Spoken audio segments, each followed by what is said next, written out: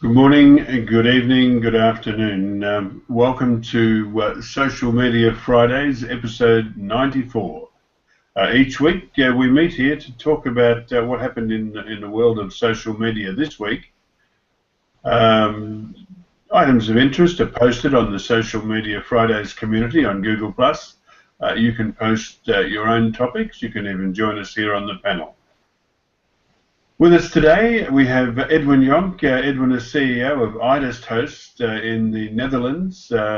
You can find Edwin at idesthost.nl. Masataki Wasa is webmaster of wasaweb.net in the UK. Masataki is a Google top contributor on the AdSense community. And Tim Capper is a Google top contributor on the Google My Business community. He's also CEO of onlineownership.com. Okay. All right, we've only got two items to talk about this week, guys. First one is Tay, T-A-Y, Microsoft's A1 chatbot gets a crash course in racism from Twitter.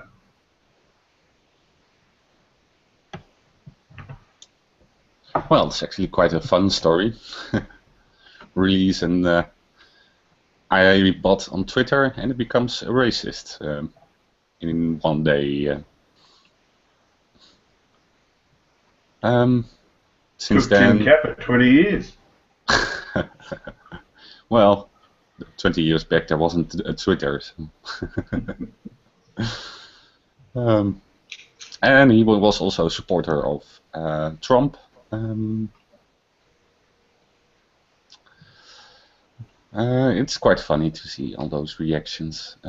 Basically what happened was that Twitter users were feeding the Thai tweet handle with all kinds of wrong information. That Hitler was right and 9/11 was an inside job. Yeah, it was fun. Yeah, look, sorry to interrupt you there, Edwin, but Tim just said, quite rightly so in the chat, racist me, ? And of course Tim is anything but a racist. He hasn't got enough friends to burn any of them.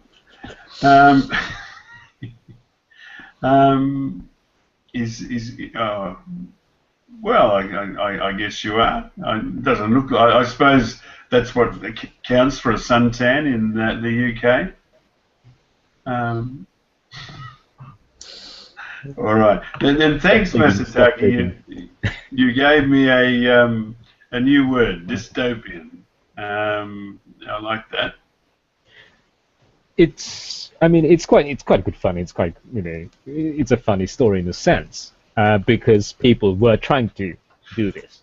They were feeding the AI bot with the slanted news and opinions to see what happens.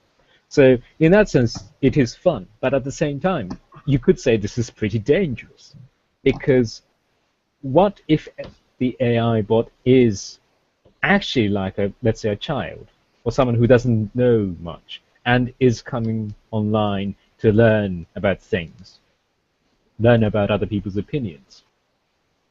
And if it's a fair reflection, I don't think it is, but let's say it's a fair reflection of what happens on Twitter and the AI bot has learnt, as a child might do, a person might do, then it's a scary thought that by going in on Twitter and being exposed to all sorts of nasty ideas.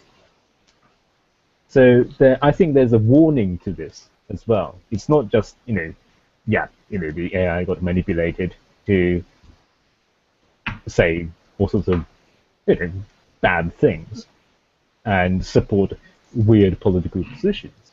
But, that's that. But at the same time, I think there's a bit of warning in this story, because if the AI bot becomes better, and if it produces the same result, then we'll be thinking, goodness, what's happening online? Yeah, and iBot also picked up those negatives more often than the positives, because people were trying to reverse it, right? Well, for some reason, the bot didn't pick that up. It stayed quite racist. Yeah. So, that again might be a good reflection of how people form their opinions. Once an opinion is formed, people might hold on to that opinion. I mean, again, that's sort of the scary things. So, if you enter political discourse via the net, via social media, and then you happen to end up with the wrong crowd, or biased, slanted, whatever word you may wish to use, whether that's on the right or the left, doesn't matter, the extremes. And then you absorb that and you form an opinion that you hold on to for, let's say, for the rest of your life. Then that's a pretty dangerous and pretty scary thought.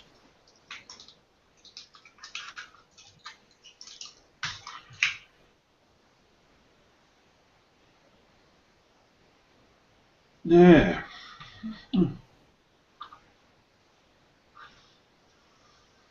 world's going to come to an end soon. Anyway, who cares? All right. Anything more on this one? Okay. Let's move on to the next, which is a little bit meatier. Actually, no, that's a poor choice of words, and I didn't mean it that way.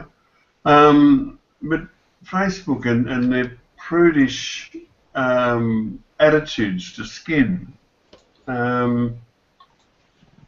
This is a young mother who is documenting her the birth of her child, which is not something that I'd be a part of. But good luck to her for doing it. And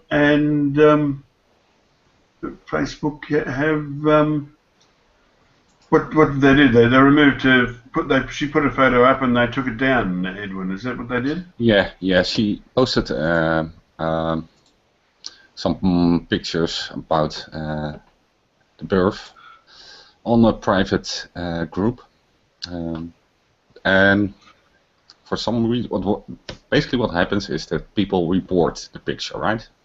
And then there's probably some automated stuff, and the bot sees skin and then removes it, or a nipple, or that's basically what happened. So probably some group member found this particular picture disturbing. I don't think it is a nice picture. I wouldn't post it, but yeah, for sure it's not porn or. We'll scroll up and I'll put it on the screen. I think it's a very nice picture. Yeah, well, on the article you see the whole thing. But I mean, it's a mother looking at her child, yeah? I think that's glorious. Of course, it's a beautiful picture. Yeah, but it's not something that I would be posting on Facebook. Yeah, I think that's, but it's a private group, so in that sense, I think that's okay. I mean, I don't know how private that was. I think it was 900 members, so that's not a lot. But someone has to have reported it or flagged it. Yeah, I think. I think that's the thing. Is it's very intimate in a sense. It's extremely intimate. It's a beautiful picture, but very intimate at the same time, and it's interesting, how or where that you could post those kind of images. I mean, in general. and how, where do you draw the line, both as someone posting it and as someone who sees it. So if you have a relatively large group, 900 people, that's a pretty large group, right? So, if you don't have that connection between the poster and the viewer, then it could be a problem in that someone might report it, and then once reported, then Facebook would probably take it down, I think. Did they state the reason? Because Facebook is great in that if you do find something and you report it, then they acknowledge that you have reported, and they will tell you what they've done. So if they take action and remove something, then you'd get a notification on your Facebook account saying that action has been taken. And thank you for reporting. She got a message that the picture violated Facebook standards of nudity. And then went on to talk about how some photos are sexually explicit.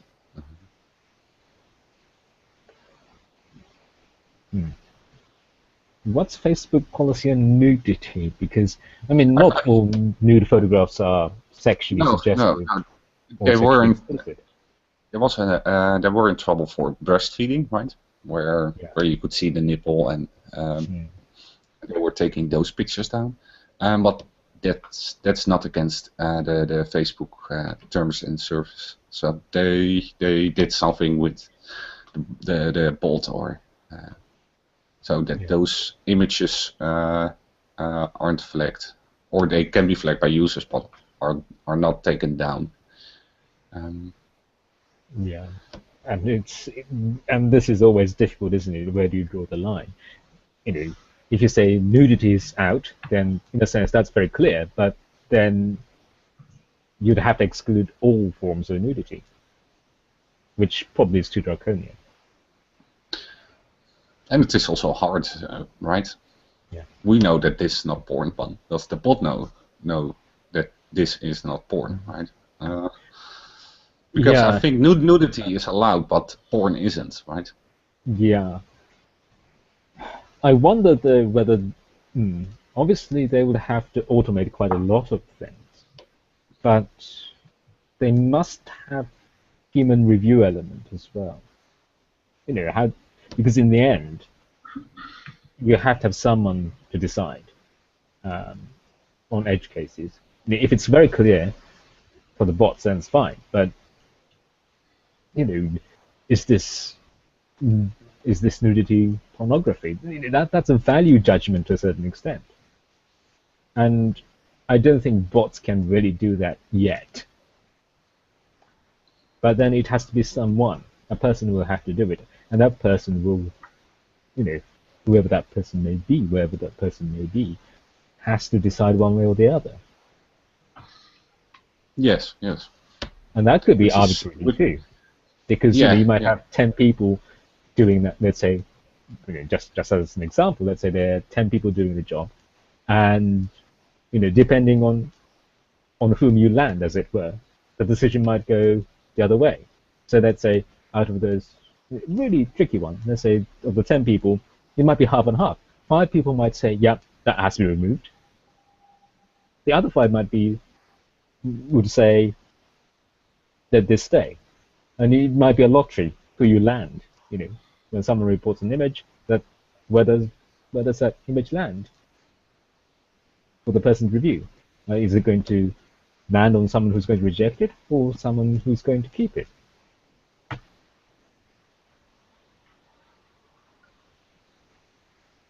Yeah, the article concluded that the photo does violate Facebook's stated policy against showing women's nipples.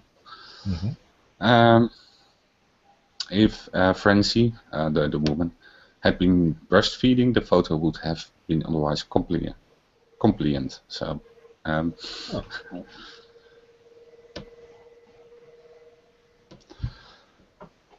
don't know. I think this images should be allowed.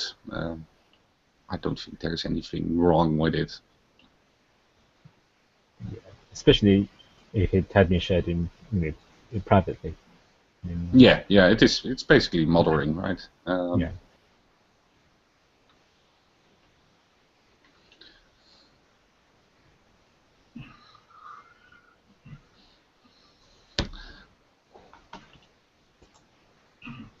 So, all right. Is this the end of the world? The end of today's broadcast? Well, unless you want to discuss something, Jim. Well, look, I really don't have much to add. You guys said it all. But as a granddad, this birth thing, like when my kids were born, the male person really wasn't even welcome. Angie had three Caesars. The first one was an emergency Caesar, and the next two were elective Caesars. So really, for me, I just went there and dropped Angie off and headed to the pub. And so yeah, as a granddad, a picture of a birth, it just evokes so many feelings, and I can't describe to you that the love that you have. It really surprised me, the love that you have for your grandkids. It's just such a strong emotion. And so I think anything to do with childbirth should be celebrated. Not that I can add much to what you guys said, but it's a shame that this photo didn't last. Anyway, that was it. It's good night from him and so on, is it? Look at Tim Kepper. Okay. All right. Well, thank you. When you're watching this, thank you very much. Your interest in what we do makes what we do worthwhile. We'll be back at the same time next week to do this all again. But for now, it's good night.